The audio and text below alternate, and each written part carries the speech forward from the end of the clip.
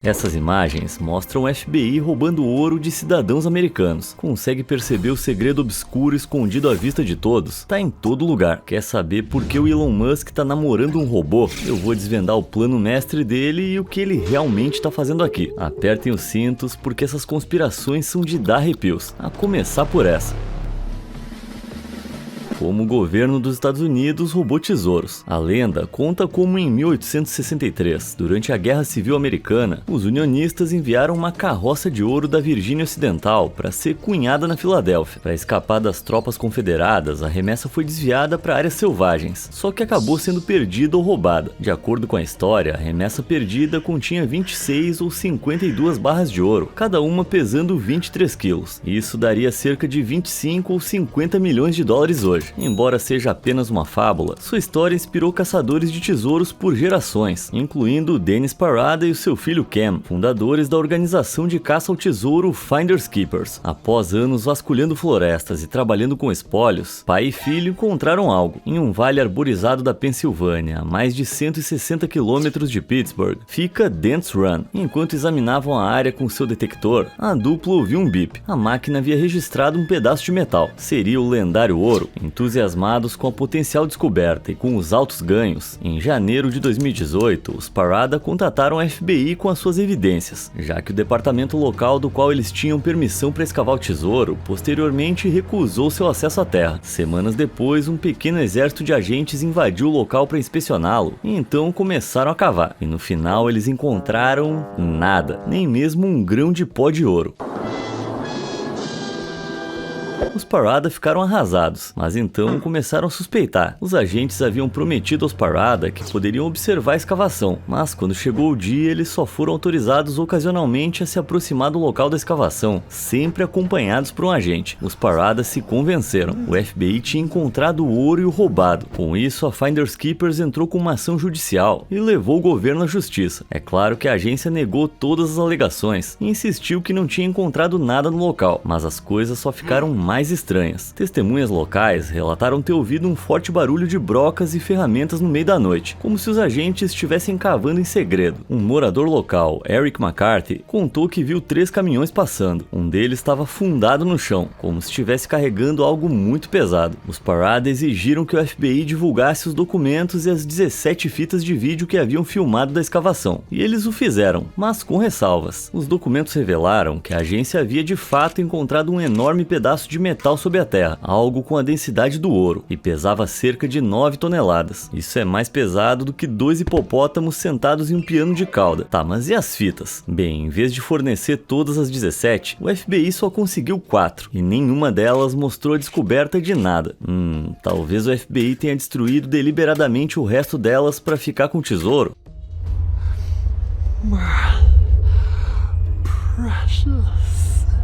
Algumas pessoas acham que existem ainda mais documentos que o FBI ainda se recusa a divulgar. No momento em que eu tô gravando esse vídeo, o caso continua sem solução. Ninguém sabe o que realmente aconteceu com o ouro, ou se realmente havia ouro lá. Quanta especulação, isso aqui tá me deixando ansioso. Eu preciso de algo mais leve. Que tal a gente falar do America's Got Talent? Uma das juradas do programa é a atriz Sofia Vergara, que enquanto apresentava o programa em março de 2024, tirou uma daquelas selfies glamurosas na frente da plateia. Ela postou a foto no Instagram e tudo parecia bem, exceto que os espectadores com olhos de águia notaram algo estranho na foto. Olha ao fundo, tem algo errado com os rostos das pessoas. Essa mulher tem buracos. Agora, provavelmente não é nada sobrenatural, mas os internautas começaram a se perguntar: será que essa imagem foi feita com IA? Tá se tornando cada vez mais comum celebridades usarem IA ou Facetune para retocar fotos. Lembra daquela foto meio estranha da Kate Middleton? Bom, descobriram que mais de 14% do conteúdo da Beyoncé no Instagram era editado por IA, e no caso da Khloe Kardashian são impressionantes 25%. Sofia Vergara nunca falou disso publicamente, o que me leva a questionar por que ela fez isso. Especialistas apontaram que câmeras de smartphones costumam usar aprimoramentos de IA para desfocar o fundo, o que pode resultar em rostos distorcidos e assustadores como os daquela multidão. Ainda assim, tem uma conspiração mais profunda sobre essa história. Alguns afirmam que é prova da teoria da internet morta, a ideia de que a internet consiste principalmente principalmente em atividade de bots e conteúdo gerado automaticamente para minimizar a atividade humana orgânica. Com tantas celebridades sendo flagradas falsificando suas fotos, não é algo irreal esperar que talvez em poucos anos quase todo o conteúdo de celebridades seja gerado por IA, e isso faz sentido em vários aspectos. Exige pouco esforço e a IA pode otimizar melhor o conteúdo em muitos níveis. Essas fotos são só a ponta do iceberg da IA. Em agosto de 2024, postagens no Facebook, Instagram e X circularam imagens do extraordinário oligarca Elon Musk sentado ao lado da sua namorada robótica em um restaurante. As pessoas acreditaram que essas imagens eram reais e acusaram Musk de conspirar para substituir os seus semelhantes por seres mecânicos. Embora seja verdade que a sua empresa Tesla esteja criando robôs humanoides chamados Optimus, Musk não parece precisar namorá-los ainda, já que ele tem pelo menos 14 filhos que a gente saiba, e a imagem dele com o robô é falsa e foi postada em uma conta de paródia. Eu sei que é um clichê dizer que tá ficando difícil saber em quem confiar, mas à medida que a gente desenvolve relacionamentos parasociais com figuras públicas, as celebridades se tornam divindades photoshopadas, que são adoradas à medida que a sua imagem se distancia cada vez mais da realidade. Isso me leva à nossa próxima teoria sobre Musk, o seu potencial grande plano. Como você sabe, o Departamento de Eficiência Governamental, do qual Musk fez parte, gerou polêmica com demissões em massa e cortes orçamentários brutais. Isso deixou muitos se perguntando, pra que tudo isso? Muitos estão céticos. Alguns, como o ator de Hollywood Mark Ruffalo, apontam para a ambição bizarra de Musk de decolar e formar uma colônia em Marte até 2029. Mark afirmou que Elon lhe contou tudo isso na primeira vez que eles se falaram. Para financiar sua empresa, a SpaceX, ele precisa de dinheiro, e onde melhor do que tirá-lo do contribuinte americano. Mark afirma que Musk está canalizando o dinheiro do governo para viagens espaciais, já que a colonização de Marte não seria possível sem esvaziar os cofres do governo. Mas atualmente não há nenhuma evidência que sustente isso além das palavras de Mark. Porém, esse ainda não é o fim das teorias sobre Musk. Já viu aquele vídeo dele equilibrando uma colher e um garfo na ponta do dedo, claramente achando que isso o deixava mais descolado?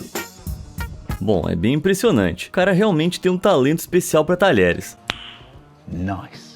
Mas o que realmente está por trás dessa maestria? Musk tem sido bastante aberto sobre o uso de uma certa substância que começa com K para controlar a depressão. Especialistas em saúde enfatizam que ela só deve ser usada em pequenas doses e por pacientes que não responderam a outros tratamentos. E embora Musk negue o abuso, rumores se espalharam de que ele usa muito mais do que deveria. Será que isso poderia estar melhorando a sua coordenação e concentração, dando a ele esse poder especial? Provavelmente não. Na verdade, a substância pode prejudicar as habilidades motoras em vez de aprimorá-las, mas provavelmente isso é só Musk sendo Musk, já que muitos afirmam que é só mais uma evidência da sua síndrome de Asperger. Mas passando de um megalomaníaco para outro, vamos falar de L. Ron Hubbard. Em 1950, esse autor americano de ficção científica desenvolveu a cientologia, conhecida hoje como uma como uma religião. Ao longo dos anos, a igreja se envolveu em todo tipo de escândalo, desde praticar medicina sem licença até sequestros. Mas você sabia que essa organização secreta se infiltrou até no governo dos Estados Unidos? Calma que eu explico. Desde o seu início, a cientologia buscou reconhecimento como religião para obter isenção de impostos. Só que a igreja estava envolvida em muitos empreendimentos lucrativos, como a venda de serviços religiosos, livros e mercadorias, tudo em benefício do Sr. Hubbard. Então, em 1967, a Receita Federal classificou a organização como um negócio, para a grande ira da igreja. Pulando para 1973, Hubbard queria limpar sua imagem. Ele parou de sequestrar pessoas? Não. Em vez disso, ele redigiu um documento secreto rotulado secreto. Que cara esperto. O documento detalhava a Operação Branca de Neve, uma conspiração que visava se vingar de agências governamentais, como a Receita Federal, apagando relatórios que prejudicavam a cientologia e Hubbard, o que a igreja considerava contos de fadas. Embora a operação tenha sido realizada por cientologistas em mais de 30 países, ela teve como alvo principalmente escritórios governamentais nos Estados Unidos, liderados pela esposa de Hubbard, Mary Sue Hubbard. 5.000 cientologistas disfarçados começaram a trabalhar em 136 agências governamentais, incluindo o Departamento de Justiça e a Receita Federal, para roubar e copiar documentos ilegalmente. Em 1974, eles até instalaram um dispositivo de escuta em uma sala de conferências da Receita Federal, pouco antes de uma reunião sobre cientologia, e gravaram tudo de um carro estacionado do lado de fora. Tudo isso foi justificado justificado pela política de jogo justo de Hubbard, uma doutrina da igreja que afirma que os inimigos da igreja podem ser enganados, processados e até mesmo feridos por qualquer meio, entre uma série de outras coisas nefastas. Só que o plano começou a ruir em 1976, quando dois cientologistas, Gerald Wolfe e Michael Meisner, foram flagrados bisbilhotando o Tribunal dos Estados Unidos, o que levou um bibliotecário desconfiado a alertar o FBI. Isso levou uma ampla investigação abrangente, e um ano depois a conspiração foi arrebatada e exposta a todos. Mary Sue Hubbard e outros 10 cientologistas, sim, apenas 10 entre aqueles 5.000, se declararam culpados e foram condenados à prisão. O Sr. Hubbard, embora apontado como co-conspirador não indiciado, escapou da punição por causa de falta de provas que o ligassem diretamente aos crimes. Como assim falta de provas? O tribunal inteiro estava dormindo? Como se a falta de tempo de prisão não bastasse, anos depois, em 1993, o governo perdoou tudo isso. A cientologia foi finalmente reconhecida como religião pela lei dos Estados Unidos, e a Receita Federal emitiu 30 cartas de isenção de impostos abrangendo cerca de 150 organizações da cientologia.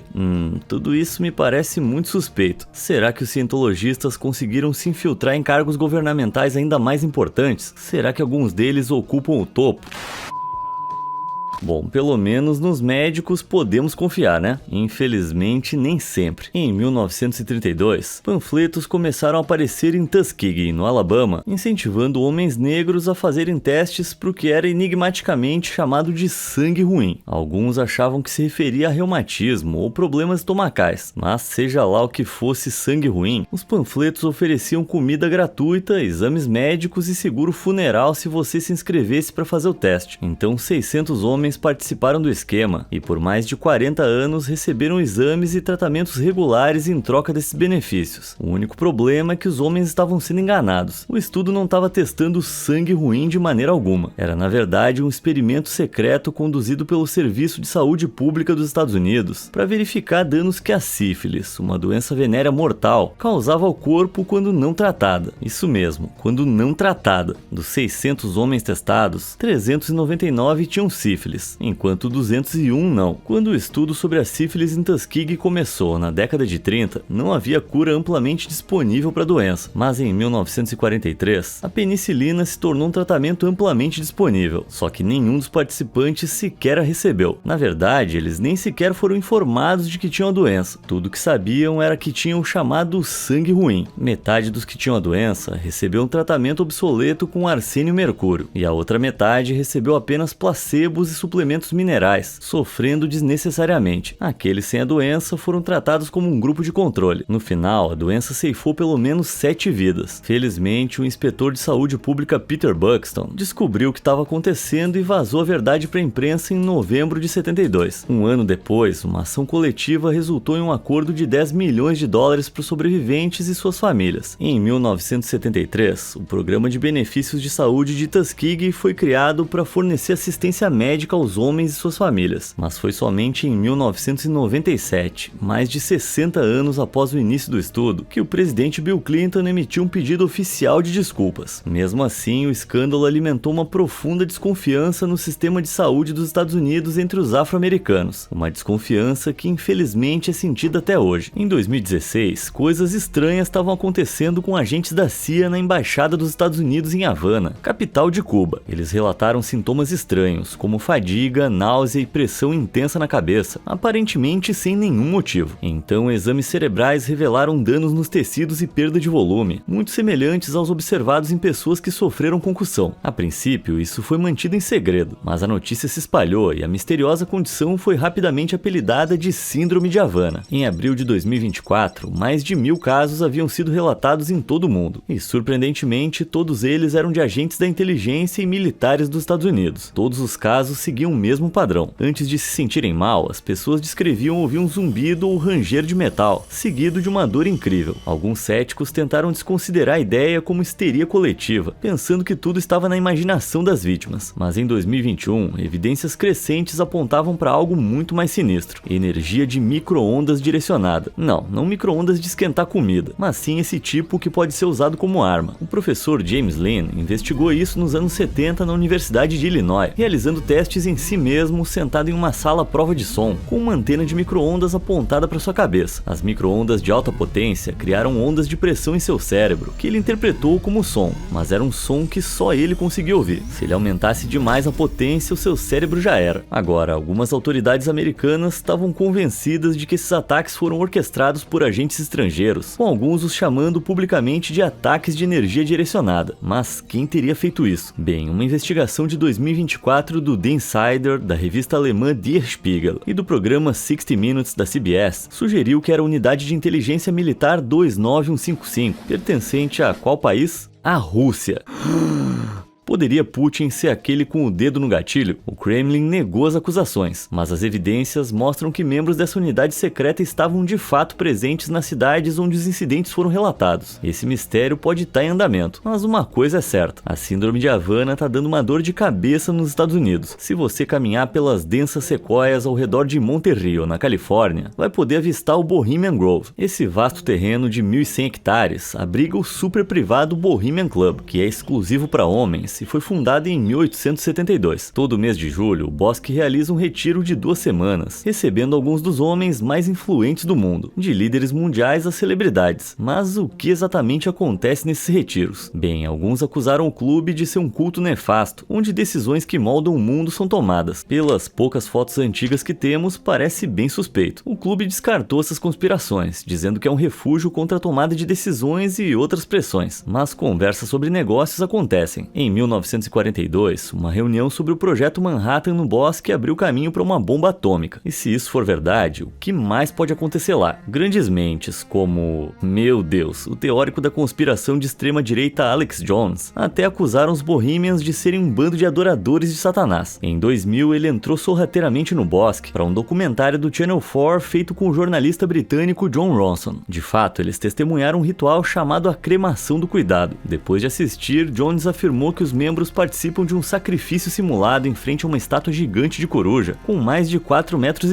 Então Jones estava certo o tempo todo? Bom, apesar do ritual ser real, o clube insiste que é só uma cerimônia simbólica para queimar as preocupações. Quanto a John Ronson, ele mais tarde entrevistou o ex-bohemian Harry Shearer, mais conhecido por fazer a voz do Sr. Burns e do Waylon Smithers nos Simpsons. Shearer tinha uma história completamente diferente, dizendo que o bosque é só uma grande festa de amigos, só que com muito mais produções teatrais. A única conspiração é levar essa conspiração a sério. Então, o Bohemian Grove é só um bando de palhaçadas inofensivas ou algo realmente diabólico acontece nos bastidores? Deixa sua opinião aí nos comentários. Em 1968, Steve Smith, um adolescente de Ontário, no Canadá, roubou um carro e foi pego com algo que definitivamente não deveria portar. Posteriormente, ele foi preso e enviado para a unidade psiquiátrica de Oak Ridge, em Ontário. Visto de fora, esse parecia um hospital legítimo, onde os pacientes estavam sendo tratados de maneira genuína. Mas uma vez lá dentro, Steve foi rotulado de psicopata e colocado ao lado de criminosos perigosos com graves problemas de saúde mental. Pior ainda era o psiquiatra-chefe do hospital, o Dr. Elliot Parker. Ele acreditava que poderia curar a psicopatia por meio de tratamentos extremos, como forçar os pacientes a ingerir substâncias psicoativas e confinamento solitário prolongado. Parker foi influenciado por experimentos usados no programa MKUltra, do governo dos Estados Unidos. Embora os seus experimentos não envolvessem os dispositivos de lavagem cerebral exagerados que vemos nos filmes, eles ainda eram incrivelmente cruéis e não tinham qualquer respaldo científico. Mas devido à natureza silenciosa do hospital, eles foram autorizados a continuar sem o conhecimento público. Um dos seus tratamentos favoritos era conhecido como cápsula. Era ali que os pacientes eram trancados juntos, muitas vezes nus, em uma cela de confinamento por até 2 semanas. Eles eram alimentados com comida líquida por buracos na parede e forçados a usar um banheiro aberto. E como se isso não fosse ruim o suficiente, não havia equipe médica no hospital. Em vez disso, os pacientes eram tratados e diagnosticados por outros pacientes psicopatas. Isso significava que pessoas como Steve ficavam à mercê daqueles que podiam lhe prescrever substâncias alucinógenas. A situação era ainda pior para as mulheres em uma ala próxima em St. Thomas, onde, da mesma forma, mulheres sem doenças mentais eram forçadas a viver entre pacientes muito doentes. Homens inocentados por Barker, que frequentemente eram criminosos violentos, eram enviados para cuidar dessas mulheres. Não é surpresa que esses homens continuaram continuaram a cometer atos terríveis contra elas também. Apesar dos rumores que circulavam há anos sobre o local, nada foi feito até 2000. Naquele ano, ex-pacientes de Oak Ridge processaram Barker, outro psiquiatra e o governo de Ontário, argumentando que o tratamento deles era nada menos que um tormento. O caso se arrastou por anos, mas finalmente, em 2020, um juiz decidiu a favor das vítimas. Hoje, Oak Ridge só deixa um legado de sofrimento. Por causa de coisas assim, há muita desconfiança em relação aos nossos governos hoje em dia. Certamente os políticos eram bem mais nobres antigamente, né? Bom, se você viajar de volta aos Estados Unidos da década de 20, vai ver que não era bem assim. Foi a era da lei seca, quando o movimento pela temperança tornou ilegal fabricar, vender e transportar álcool. Mas em vez de transformar todos em abstêmios saudáveis, os índices de alcoolismo dispararam até 300%. Os sindicatos do crime aproveitaram a oportunidade e inundaram bares clandestinos com bebidas contrabandeadas. Então o governo fez o que qualquer administração sábia e responsável faria. Eles envenenaram o álcool. Quer dizer, mais ou menos. Embora o governo dos Estados Unidos nunca tenha envenenado diretamente a bebida, em 1927 eles determinaram que aditivos tóxicos, como mercúrio, ácido carbólico e metanol, fossem adicionados a todo o álcool industrial, que ainda era feito para produtos legais como limpeza, tintas e outros. O governo sabia que isso ia ser roubado por contrabandistas e depois transformado em bebida, com o plano de que todo o veneno afastasse as pessoas do álcool. Mas a alta demanda, aliada a um mercado clandestino desregulado, fez com que as vendas da bebida, agora tóxica, continuassem a disparar. Tudo isso teve um custo terrível. Imediatamente, hordas de pessoas adoeceram e algumas até perderam a vida. No ano novo de 1927, 41 pessoas morreram no Hospital Bellevue, em Nova York, por envenenamento por metanol. Apesar dos riscos conhecidos, as pessoas continuavam bebendo e as ações do governo foram amplamente condenadas na época. Mas ao longo dos anos, essas táticas desonestas foram praticamente esquecidas pelo público em geral. Isso sim é que eu chamo de bebida forte. E falando em passar dessa para uma melhor, todo mundo sabe que fumar causa câncer de pulmão. Isso é um fato. Mas durante décadas, as empresas de tabaco esconderam essa verdade do público e as deixaram fumar a vida toda. Antes dos cigarros, o câncer de pulmão era raro. Mas na virada do século XX, as campanhas publicitárias massivas das empresas de tabaco tinham impulsionado uma epidemia global. Já em 1912, o cientista teuto-americano Isaac Adler suspeitou que a fumaça do cigarro fosse a culpada, mas suas descobertas foram convenientemente ignoradas. Então, em 1953, cientistas americanos provaram que a fumaça do cigarro podia gerar tumores, passando alcatrão nas costas de ratos com os pelos raspados. Um dos pesquisadores envolvidos, Everett Graham, acreditava que essa era uma prova inegável de que fumar causava câncer. As pessoas ficaram chocadas e as vendas de tabaco despencaram. Desesperadas, as 6 maiores empresas de tabaco dos Estados Unidos uniram forças para anular essas descobertas. Elas contrataram o guru de relações públicas John Hill, fundador da Hill & Knowlton, para ajudá-las a reconquistar o coração e os pulmões dos consumidores. Em 1954, em nome das empresas de tabaco, a Hill & Knowlton lançou um anúncio intitulado Uma Declaração Franca aos Fumantes de Cigarro. Nele, eles afirmaram descaradamente que não havia provas de que fumar cigarro fosse uma das causas do câncer. Isso foi veiculado em 448 veículos de comunicação no país, alcançando cerca de 43 milhões de pessoas. Foi dito às pessoas que as empresas de tabaco estavam estabelecendo o Comitê de Pesquisa da Indústria, onde contratariam os melhores cientistas para chegar à verdade. Por décadas, eles repetiram a mesma mentira, dizendo que não havia nenhuma evidência substancial e insistindo que o debate ainda estava em aberto. Na verdade, as empresas de tabaco sabiam que fumar era mortal e viciante. Um diretor de uma empresa em particular chegou a dizer: "Não seria maravilhoso se a nossa empresa fosse a primeira a produzir um cigarro sem câncer?" Apesar de tudo, em 1994, os CEOs de 7 grandes empresas de tabaco testemunharam perante o Congresso dos Estados Unidos e tiveram coragem de dizer que não acreditavam que a nicotina causasse dependência. Mas a conspiração nefasta das empresas de tabaco foi finalmente extinta em 1998, com algo chamado Acordo Geral. 52 procuradores estaduais e territoriais processaram as 4 maiores empresas de tabaco dos Estados Unidos, forçando-as a desembolsar bilhões em custos de saúde com doenças relacionadas ao tabagismo. O acordo aumentou o custo dos cigarros, limitou a publicidade e o patrocínio, extinguiu o Comitê de Pesquisa da Indústria do Tabaco e finalmente expôs a verdade sobre o cigarro. O impacto foi claro. De 1998 a 2019, o consumo de cigarros nos Estados Unidos caiu mais de 50%, mas as indústrias de tabaco ainda não foram derrotadas. Hoje, eles vendem produtos como cigarros eletrônicos, alegando que são mais seguros. Mas depois de tudo isso, será que a gente pode confiar neles? Mais cedo eu estava navegando no Reddit quando me deparei com uma publicação perturbadora do usuário usuário Victor 117, que afirma ter sido um soldado que serviu no Afeganistão e no Iraque. Segundo ele, a sua unidade recebia uma dose semanal de mefloquina, um medicamento anti-malária, só que os efeitos colaterais eram absurdos. Depois de tomar o medicamento, os soldados ficavam irritáveis, agressivos e raivosos, brigando por qualquer coisa. Sofriam de pesadelos assustadores e alguns até começaram a ter delírios de sonambulismo. Foi tão caótico que o dia em que tomaram a dose ficou conhecido como terça-feira psicodélica. Esses efeitos colaterais foram descartados como fadiga de combate, mas Victor diz que, na verdade, tudo fazia parte de um experimento secreto para testar os efeitos do medicamento em diferentes níveis de toxicidade.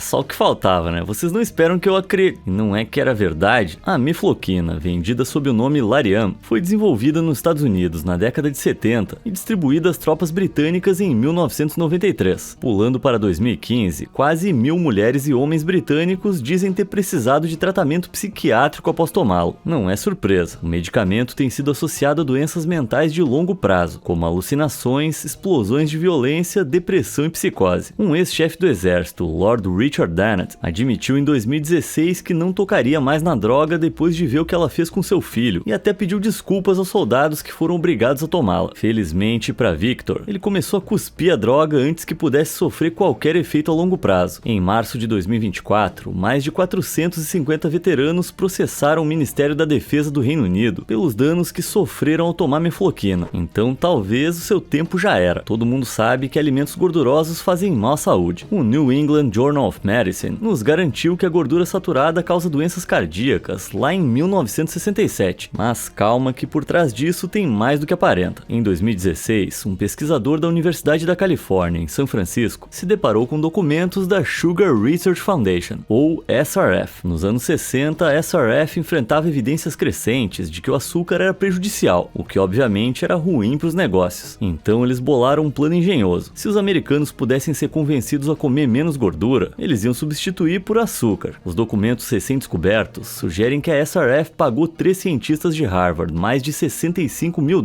em valores atuais para publicar um relatório sobre os efeitos do açúcar e da gordura nas doenças cardíacas, com os resultados sendo cuidadosamente selecionados pela SRF. E surpresa, o artigo alegou que a gordura era culpada, e esse tem sido praticamente o consenso geral. Somente na década de 2000, os nutricionistas começaram a perceber o quão ruim o açúcar realmente era, mas nem todos foram enganados. O cientista britânico John Yudkin apontou em 1972 que os humanos comem gordura saturada desde que surgimos no planeta. Já o açúcar só faz parte da dieta ocidental há cerca de 300 anos. Em termos evolutivos, isso é um piscar de olhos. Mesmo assim, o trabalho de Yudkin foi difamado, ignorado e por fim esquecido. A grande indústria também não impediu essas táticas covardes. Em 2015, a Coca-Cola financiou milhões de dólares em pesquisas para minimizar as ligações entre bebidas açucaradas e obesidade. E em 2016, fabricantes de doces até apoiaram estudos que afirmavam que crianças que comem doces são mais magras do que aquelas que não comem. Quem diria que o açúcar poderia deixar um gosto tão amargo? Os Estados Unidos da América são o país mais poderoso do mundo, um farol dos valores ocidentais e defensor da liberdade e da justiça. Pelo menos é assim que eles gostam de parecer. Agora vamos voltar para 2020 e acabar com essa ilusão. Como você deve lembrar, a Covid-19 deixou o mundo em confinamento, esperando desesperadamente por aquela preciosa vacina. As pessoas recorreram às redes sociais para se manterem conectadas. E isso também aconteceu nas Filipinas. Então, quando a China lançou a sua vacina Sinovac para as Filipinas em 2021, você esperaria que eles comemorassem, certo? Só que não. Os filipinos navegando pela internet teriam sido bombardeados com postagens que criticavam a vacina e questionavam a sua segurança, muitas vezes com hashtags que insinuavam que a China espalhava o vírus. Como era de se esperar, o sentimento de anti-vacinação explodiu, deixando as Filipinas com uma das menores taxas de vacinação do Sudeste Asiático. Em meados de 2021, apenas 2,1 milhões dos seus 114 milhões de cidadãos estavam totalmente vacinados. O engraçado é que essas postagens críticas se originaram de 300 contas do Twitter, ou X, que não eram administradas por cidadãos preocupados, mas por ninguém menos que o exército americano. Sim, a Reuters descobriu que durante 2020 e 2021, os Estados Unidos secretamente realizaram uma campanha de propaganda anti-vacina e anti-chinesa em todo o país. E não foi só nas Filipinas. Países de maioria muçulmana no Oriente Médio e na Ásia Central foram alvo de falsas alegações de que as vacinas chinesas continham gelatina de porco, tornando-as proibidas pela lei islâmica. Mas por que os Estados Unidos fariam isso? Bem, sob a administração de Trump, a campanha suja foi uma retaliação conspiração contra a inteligência chinesa. Eles criaram contas falsas nas redes sociais, promovendo uma conspiração de que a Covid-19 se originou em Fort Detrick, no estado de Maryland, algo que os Estados Unidos decidiram espelhar na sua própria campanha conspiratória. Tudo pode ter terminado em meados de 2021, mas a disseminação de desinformação pelos Estados Unidos ajudou a disseminar a Covid-19, alimentando temores anti-vacina que custaram milhares de vidas. E isso é imperdoável. Então, pouco importa se eles se dizem o farol da liberdade e justiça, né? Do outro lado do oceano, a Grã-Bretanha não tá muito melhor. Você deve saber quem é Boris Johnson. Esse político britânico e ex-primeiro-ministro é uma das figuras mais polarizadoras da história recente, mas ele também pode ser responsável por uma artimanha nefasta que muita gente desconhece. No referendo de 2016, o Reino Unido teve que votar para decidir se deixaria ou permaneceria na União Europeia. Boris fez uma campanha rígida pela saída e fez uma afirmação infame impressa em um ônibus, que se a saída vencesse, os 350 milhões de libras semanais que o Reino Unido enviava à União Europeia iam ser destinados ao Serviço Nacional de Saúde. Era uma mentira completa, e Boris recebeu duras críticas por isso depois que o Reino Unido de fato votou pela saída da União Europeia. Mas não é dessa artimanha que eu tô falando. Em 2019, Boris estava em campanha para se tornar primeiro-ministro do Reino Unido. Em uma entrevista à Talk Radio, Ross Kempsell perguntou a ele o que ele fazia para relaxar. O futuro primeiro-ministro fez um discurso desajeitado sobre a sua paixão por construir miniaturas de ônibus. I have a thing where I make models of. When I was in Mayor of London, we built a beautiful. I make buses.